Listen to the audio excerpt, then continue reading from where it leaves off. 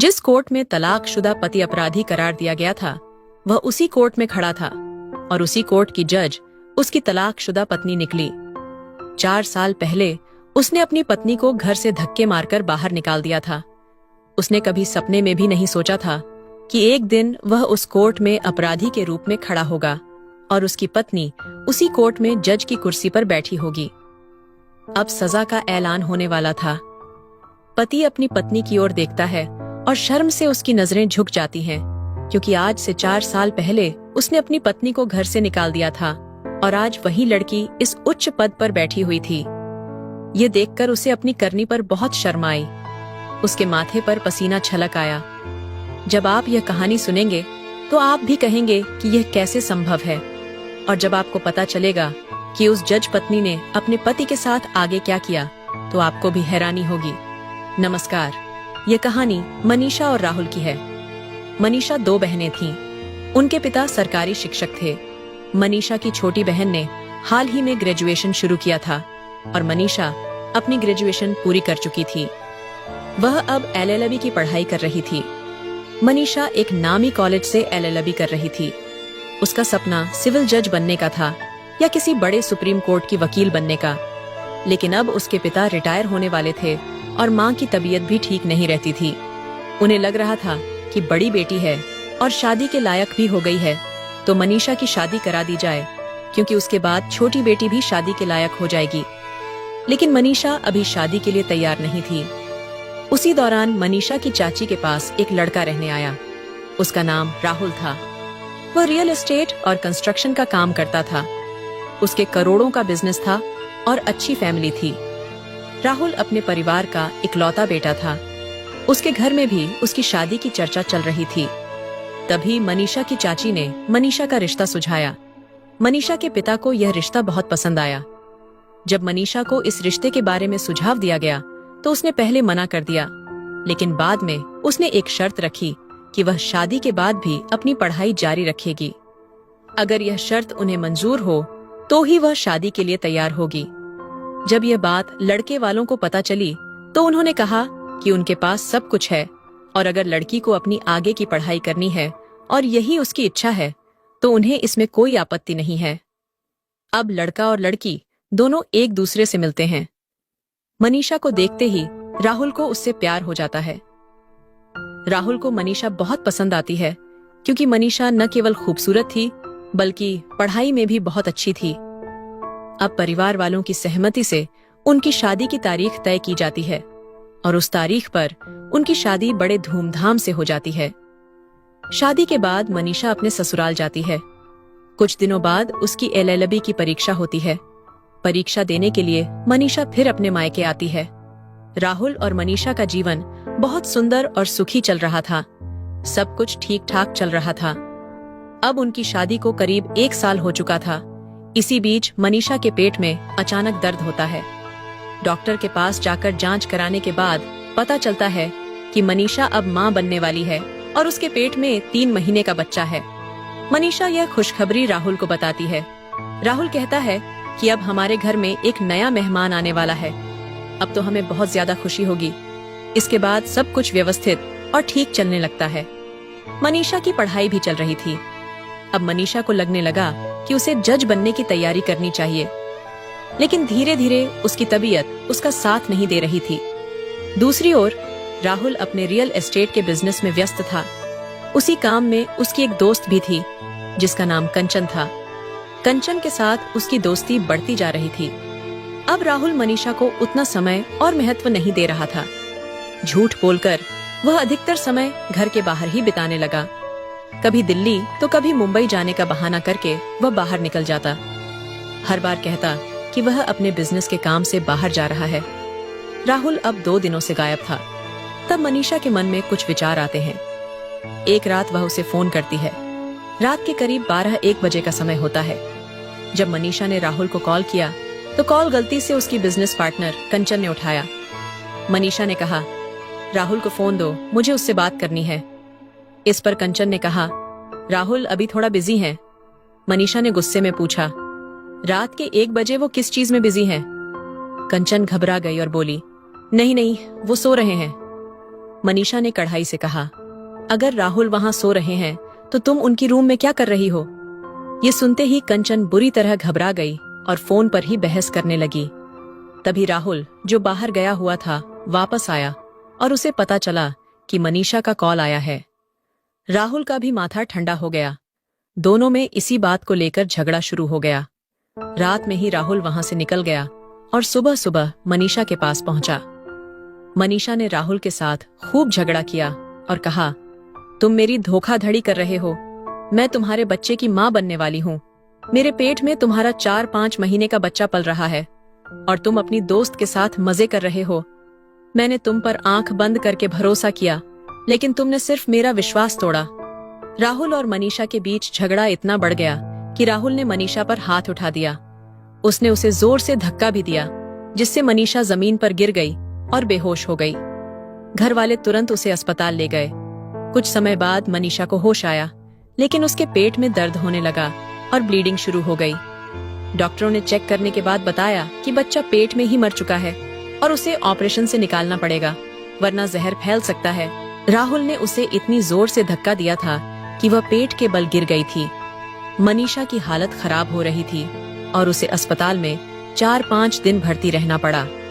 अब जब उसका बच्चा दुनिया में नहीं रहा, तो उसने अस्पताल के उसी बेड पर फैसला कर लिया कि अब वह इस आदमी के साथ एक पल भी नहीं रहेगी। मनीषा ने तुरंत अपने पिता को बुलाया और अपना सारा सामान लेकर मायके चली गई। उसने साफ शब्दों में कह दिया, अब मैं इस आदमी के साथ बिल्कुल नहीं रहूंगी।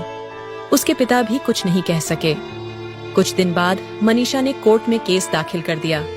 इस दौरान राहुल कई बार मनीषा को समझाने की कोशिश करता है, उसे मनाने की कोशिश करता है। वह कहता है कि मुझसे गलती हो गई है, प्लीज मुझे माफ कर दो और वापस घर चलो।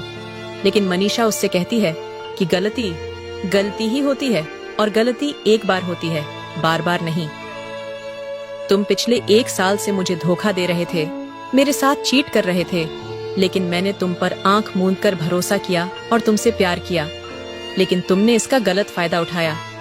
जिस दिन मैंने तुम्हें कॉल किया था, उसी दिन मेरा तुम पर से भरोसा उठ गया था। अब मैं कभी भी तुम्हारे पास वापस नहीं आऊंगी। मुझे तलाक चाहिए। इसके बाद राहुल उदास होकर अपने घर लौट जाता है और मनीषा फिर से अपनी पढ़ाई में व्यस्त हो जाती है। इस दौरान मनीषा अपने पिता से कहती है कि अब छोटी बहन की शादी मत करो, उसे पहले अपने पैरों पर खड़ा होने दो। मनीषा ने अब अपनी LLB की पढ़ाई पूरी कर ली थी और वह सिविल सर्विस की तैयारी करने लगी। कोर्ट में केस फाइल करने के 1 साल के भीतर ही उनका तलाक भी हो जाता है। कानून के अनुसार राहुल कुछ पैसे देता है, लेकिन मनीषा उन पैसों को लेने से साफ मना कर देती है और कहती है कि मुझे कुछ भी नहीं चाहिए।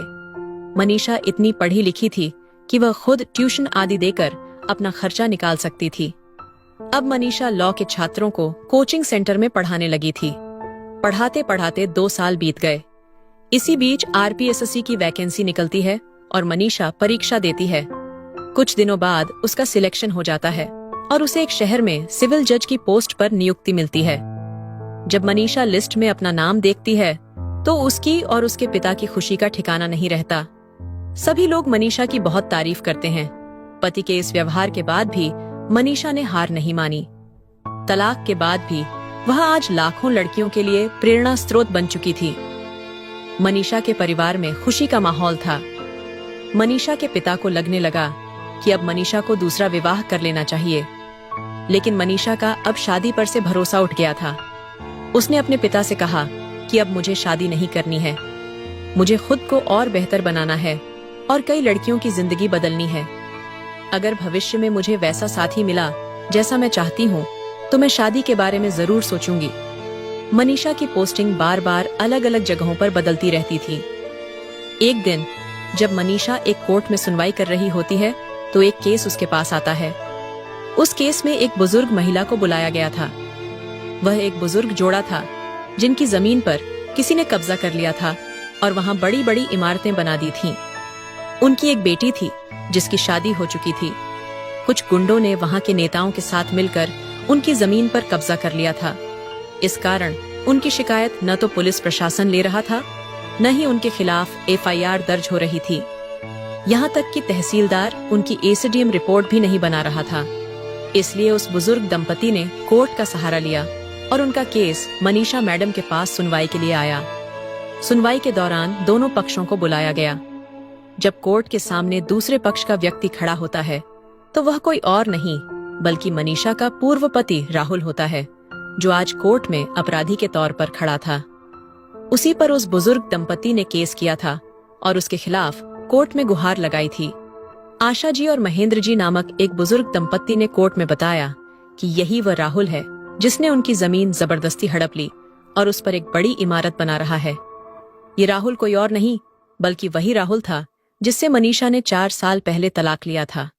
मनीषा ने जैसे ही राहुल को देखा वह उतनी ही हैरान हुई जितना राहुल मनीषा को देखकर हुआ, क्योंकि मनीषा वही महिला थी जो उसकी पत्नी थी, जिसे उसने धक्के देकर अपने घर से बाहर निकाल दिया था और उसके गर्भ में पल रहे बच्चे को मार दिया था। आज वही मनीषा एक जज के रूप में कुर्सी पर बैठी थी और राहुल उसके सामने खड़ा था। मनीषा सोच में पड़ गई कि करोड़ों का मालिक होते हुए भी कोई इंसान इतना नीच काम कैसे कर सकता है। जब राहुल से इस बारे में सवाल किया गया तो उसने कहा, मैडम, हमने इस जमीन के पैसे इन्हें दे दिए हैं। जज मनीषा ने राहुल को वे सारे दस्तावेज दिखाए जिनसे साफ पता चलता था कि उसने बंदूक की नोक पर इन बुजुर्गों से जबरन साइन करवाए थे और जो करोड़ों रुपए देने की बात हुई थी वह भी नहीं दिए। उन्हें बस कुछ हजार या लाख रुपए देकर चुप करा दिया गया था। ये सुनकर पूरा कोर्ट सन्न रह गया। मनीषा मैडम ने तुरंत आदेश दिया कि इस मामले से जुड़े सभी अधिकारियों, एसडीएम, तहसीलदार और अन्य को सस्पेंड किया जाए। साथ ही उन्होंने ईएसपी को बुलाकर पुलिस प्रशासन की लापरवाही पर फटकार लगाई और कहा कि 24 घंटे के भीतर जमीन का कब्जा वापस दिलाया जाए। ज्यादा से ज्यादा 1 हफ्ते का समय दिया गया। उन्होंने यह भी चेतावनी दी कि अगर ऐसा नहीं हुआ तो वह खुद आदेश देकर उन सभी इमारतों को गिरवा देंगी और दोषियों को जेल भिजवा देंगी। सुनवाई के बाद जब मनीषा कोर्ट से बाहर निकली तो वह बुजुर्ग दंपत्ति उनके पैरों में गिरकर आभार जताने लगे। उन्होंने कहा, मैडम जी, आज सिर्फ आपकी वजह से हमें न्याय मिला है, वरना हमारी कोई सुनवाई करने को तैयार नहीं था। मनीषा ने उन्हें उठाया और मुस्कुराते हुए वहां से जाने लगी। तभी पीछे से राहुल आया, जो उसका पूर्व पति था। उसने कहा, यह करोड़ों की प्रॉपर्टी मेरी है, अगर मुझे नुकसान हुआ तो मैं बर्बाद हो जाऊंगा। तुम तो मेरी पत्नी रह चुकी हो, कम से कम मुझे इस मामले में रियायत दे देती। अगर तुम्हें पैसे चाहिए तो मैं देने को तैयार हूँ। इस पर मनीषा ने गुस्से में कहा, नीच इंसान, मुझे नहीं पता था कि तुम इतने लालची हो। तुम्हें महिलाओं का सम्मान करना तक नहीं आता। ये बुजुर्ग लोग हैं और तुम उन्हें परेशान कर रहे हो, उनकी करोड़ों की प्रॉपर्टी को हड़पने की कोशिश कर रहे हो। तुम जैसे लोग गरीबों की छाती पर पैर रखकर अपनी बड़ी बड़ी इमारतें बनाते हो। मनीषा ने आगे कहा, तुम्हें 1 हफ्ते का समय दिया गया है। अगर तुमने उनकी जमीन वापस नहीं की तो मैं खुद आदेश देकर तुम्हारी सारी इमारतें गिरवा दूंगी और तुम्हें जेल में डाल दूंगी। इतना कहकर मनीषा वहां से चली गई। इसके बाद राहुल कई बार मनीषा के घर जाने की कोशिश करता है, लेकिन मनीषा उसे फिर कभी भाव नहीं देती। राहुल ने बहुत विनती की, तब मनीषा ने उसे घर के अंदर बुलाया। चाय नाश्ता करने के बाद मनीषा राहुल से पूछती है कि तुम्हारी जिंदगी में क्या चल रहा है। तब राहुल उसे बताता है कि उसने दूसरी शादी की थी, लेकिन वह पत्नी भी उसे छोड़कर चली गई। इस पर मनीषा कहती है कि तुम्हारी हरकतें ऐसी हैं, इसलिए तुम्हारे पास कोई टिकने वाला नहीं। इसके बाद राहुल मनीषा से फिर से रिश्ते में आने की बात करता है और कहता है, अगर तुम्हारी इच्छा हो तो हम दोनों फिर से पति पत्नी बनकर साथ रह सकते हैं। इस पर मनीषा कहती है, मैं तुम्हारे साथ इस जन्म में तो क्या, अगले 7 जन्मों में भी कभी नहीं रहूंगी, और जो तुम्हें आदेश दिया गया है उस पर काम करो। राहुल निराश और उदास होकर उसके घर से बाहर निकल जाता है। 1 हफ्ते बाद कोर्ट में फिर सुनवाई होती है और वह पूरी बिल्डिंग जिस पर राहुल ने कब्जा किया था गिरा दी जाती है। वो प्रॉपर्टी उस बूढ़े दंपति को वापस दे दी जाती है। साथ ही राहुल की कंस्ट्रक्शन कंपनी पर 5 लाख रुपए का जुर्माना भी लगाया जाता है। इसके बाद इस न्याय की कहानी पूरे शहर में और फिर पूरे देश में चर्चा का विषय बन जाती है। लोग कहते हैं कि जज साहब ने बिना किसी रिश्वत के न्याय दिया। उसके बाद जो भी केस उनके पास आया उन्होंने सभी को न्याय दिलाया। तो दोस्तों, ये कहानी थी एक ऐसी लड़की की जिसने तलाक के बाद कभी हार नहीं मानी। और अपने पति को वही सजा दिलवाई जो एक अपराधी को मिलनी चाहिए। मनीषा कभी भी पैसे के लालच में नहीं पड़ी। तो दोस्तों, आपको क्या लगता है, मनीषा को अपने तलाकशुदा पति राहुल के साथ दोबारा रिश्ता जोड़कर शादी करनी चाहिए थी या नहीं?